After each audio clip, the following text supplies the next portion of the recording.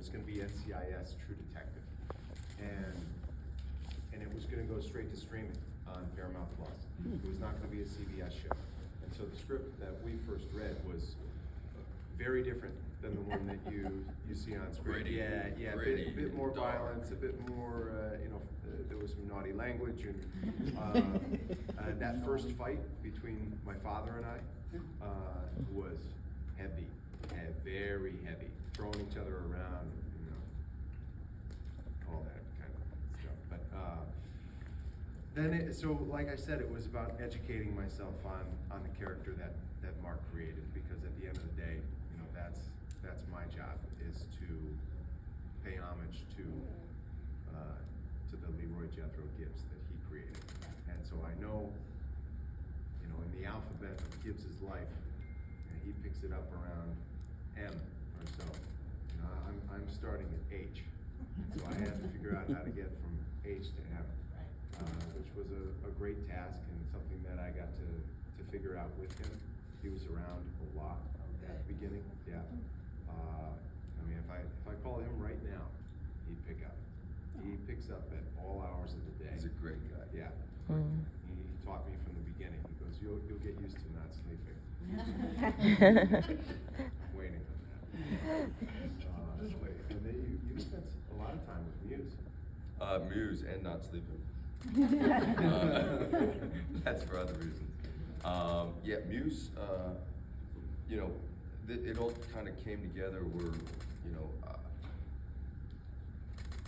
I knew of the NCIS universe, and it was one of those things that, I'll be completely honest, I was like, I don't know.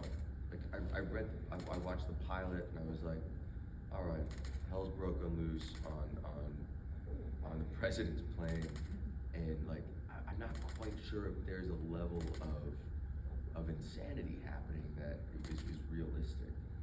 And I kind of come from the world of just religiously watching cable, and I was like, I don't know if this is for me. And I spoke to David North, who created the show, and he's like, this is not your mom and dad's NCIS. He said, we promise you this is not your mom and dad's NCIS.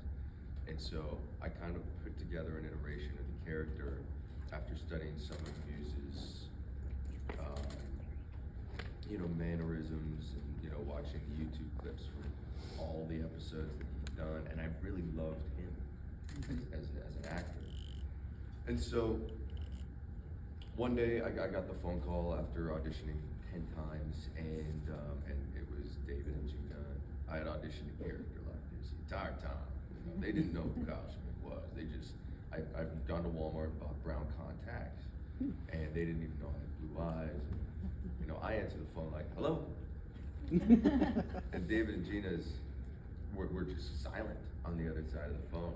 And it turns out later on they were like, we thought we had called to the wrong person.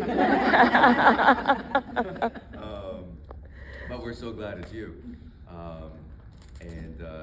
Mark, being the generous leader that he is, he gave me Muse's number. And Muse and I got to talking, and he was like, I'm glad it's you. I've watched your body of work. I think you're great for the role.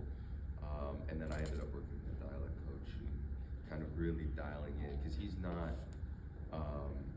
Texan. He was born in Louisiana and raised in Texas. So he's got some inflections that, if you really got a specific ear for it, like one of our writers is from Texas, and he was like, it's not a Texas accent. I go, no, it's not.